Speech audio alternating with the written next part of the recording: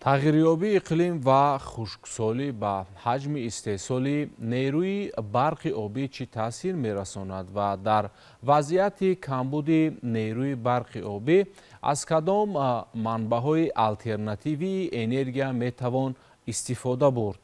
салом бинандаҳои азиз, вобаста ба ин масъалаҳо ҳоло суҳбате дорем бо омӯзгорони донишкадаи энергетикии Тоҷикистон Сунатулло Абдуназарзода ва Ҷаҳонгири Абдулвоҳид. Хушксолӣ ва тағйирёбии иқлим ба ҳаҷми истеҳсоли нерӯи барқи обӣ то кадом андоза таъсир мегузорад?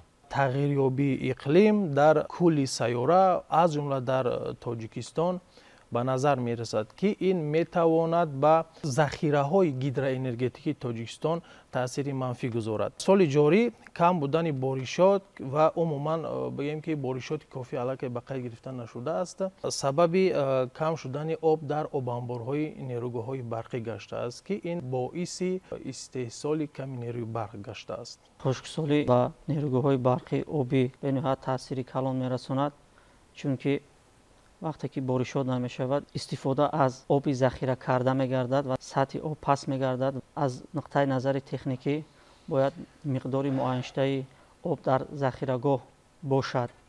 аз ҳамин лиҳоз аз тамоми истифодабарандагони нерӯи барқ хоҳиш ба амал оварда мешавад, ки дар истифодабарии нерӯи барқ маърифати баланди истифодабарии нерӯи барқро пеша намоянд. Дар ҳамин рӯзҳое ки аллакай фасли зимистон ҳукмфармо аст ва дар баробари ҳукмфармо будани фасли зимистон набудани боришот, ин метавонад ки таъсири хело ҳам калон расонад, алалхусус ба системаи энергетикӣ, чун ҷумҳурии мо кӯҳӣ аст, ки 93% онро кӯҳҳо ташкил медиҳад ва баъдан нерӯи электрикие ки дар ҷумҳурии мо истеҳсол мегардад, ин аз ҳисоби нерӯгоҳҳои барқи обӣ мебошад. бунёд ё таъсиси марказҳои барқу гармидиҳӣ барои расидан ба истиқлолияти энергетикӣ чӣ нақш дорад?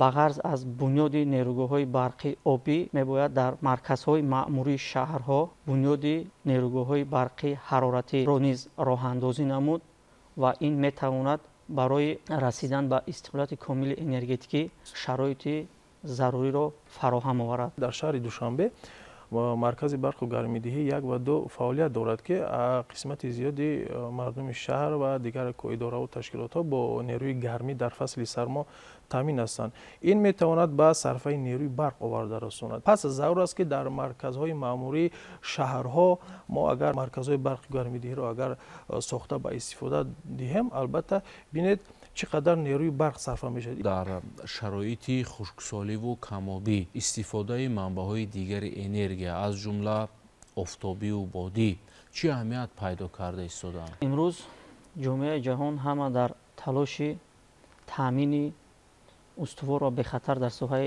энергетика кор ва фаъолият дорад.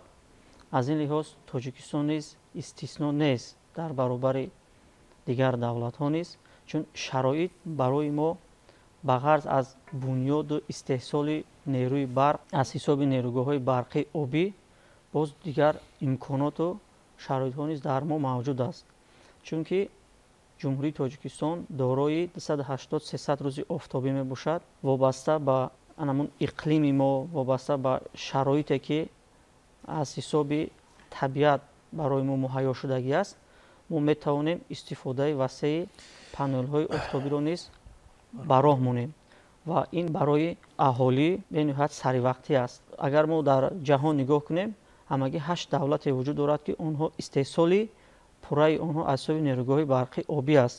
боқимонда дигар давлатҳо ҳама аз дигар намуди энергияҳо ва аз дигар намуди манбаъҳо истифода менамоянд. дигар манбаъҳое ки вуҷуд дорад аз онҳо истифода мебарад, ба монанди нерӯгоҳҳои барқи бодӣ, ба монанди нерӯгоҳои барқи офтобию, ба монанди нерӯгоҳои барқи атомӣ ва ғайраҳо.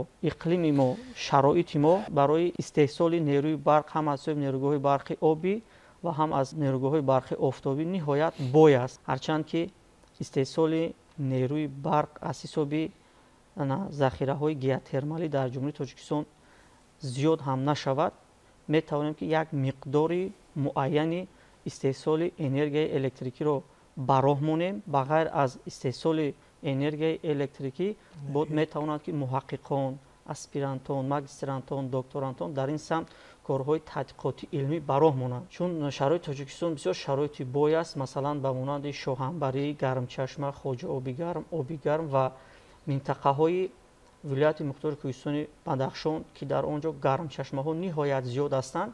мо метавонем аз ҳисоби онҳо ба монанди нерӯгоҳҳои барқи обии хурд ё ин ки микронерӯгоҳҳо бунёд намоем, ки дар он ҷо метавонем ки истеҳсоли нерӯи барқро ҳадди аққал барои як чанд хоҷагиҳои муайян гарда низ роҳандозӣ намоем. Дар баробари ки имрӯз дар ҷумҳурии Тоҷикистон бозам як шароити хуб, воридоти панелҳои офтобӣ ва инчунин истифодаи васеъи он дар байни омма имрӯз рафта истодааст, яъне ки аллакай мардам зарурату истифодаи самараноки онро имрӯз пеша намудааст ва дар баробари ин ҳадди аққал шаҳрвандоне ки дар минтақаҳои онҳо гармчашмаҳо мавҷуд ҳаст ба монанди яке аз минтақаҳое ки дар вилояти мухтори Кӯҳистони Бадахшон минтақаи Ҷелондӣ мегӯянд, дар он ҷо ниҳоят зиёд аст ва дар он ҷо сохтани нерӯгоҳҳои барқии ҳароратӣ ё ба истлоҳ геотермалӣ имконият ҳаст. Дар он ҷо ҳадди максималӣ то 85 градус аз ҳисоби анаму чашмаҳо баробар аст, ки дар он ҷо имкони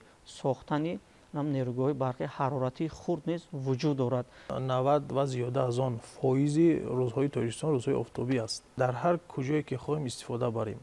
ҳатто ҳар як оила метавонад барои эҳтиёҷоти худ истифода барад. Амалӣ гашта истодааст. Мо бояд ба манбаъҳои дигари нерӯи барқ бояд рӯ биёрем ва аз онҳо истифода барем. Албатта Тоҷикистон ин шароитро дорад. Манбаъҳои геотермалӣ, манбаъҳои офтобӣ, манбаъҳои бодӣ, коллекторҳои офтобӣ, инҳо барои расидан ба истиқлолияти энергетикӣ ба мо мусоидат карда метавонад. Ба миқдори 3 киловатт то 5 киловатт агар барои ҳар як хоҷагӣ панелҳои офтобӣ насб кунем ва ӯро аз шабака ҷудо кунем, бинед барои як хоҷагӣ 5 киловатт нерӯи барқ аллакай сарфа мегардад. Маданияти сарфакорона истифода бурдани нерӯи барқ ин чи аст? Яъне ки сари вақт супордани ҳаққи нерӯи барқи истифодашуда, яъне аз ҳисоб берун истифода набурдани нерӯи барқ, истифода набурдани дастгоҳҳои худсохт ва инчунин истифодаи техникаи маишии камасраф. Ин маданияти истифода бурдани нерӯи барқ ҳамин аст. Албатта нерӯи барқ дар дурнамои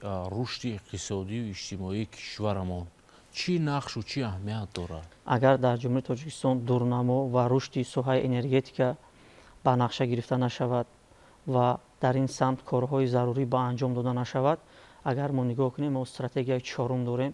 Стратегияи чоруми мо саноаткунонӣ бо суръати кишвар аст. Комёб шуда наметавонем вақте ки бунёди силсила корхонаҳо ва инчунин рушди саноат дар Тоҷикистон ташаккул меёбад.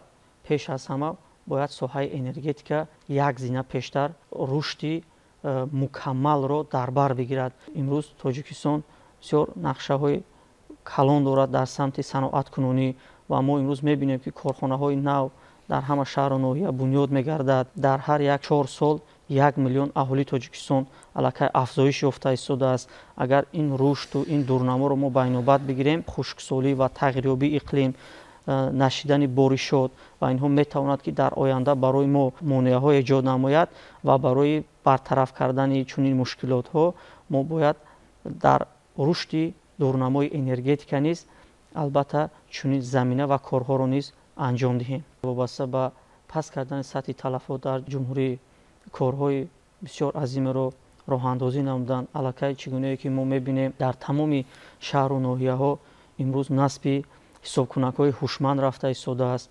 Ин метавонад талафотро хело низ кам намояд ва дар баробари ин боз реконструксияи баъзе аз зеристгоҳҳо, истгоҳҳо, шабакаҳо рафта истодааст ва инҳо метавонанд ки барои паст кардани сатҳи талафот дар соҳаи энергетика сармгузор бошанд. нерӯи барқ барои рушди иқтисодию иҷтимоии Тоҷикистон расидан ба ҳадафи чоруми миллии саноатикунонӣ бо суръати кишвар нақши беандоза муҳим дорад ва барои таҳкиму таъмини амнияти энергетикии кишвар дар баробари бунёду азнавсозии нерӯгоҳҳои барқи обӣ сарфакориву сарфаҷӯии нерӯи барқ бисёр муҳим ва аҳамияти استراتژی دارد.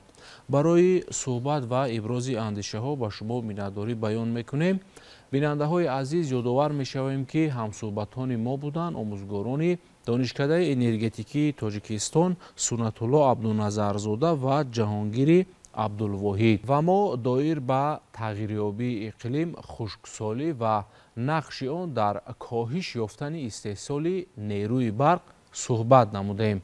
در همین جا برنامه ما با آخر رسید. با برنامه های دیگر تلویزیونی تاجیکستان بمانید.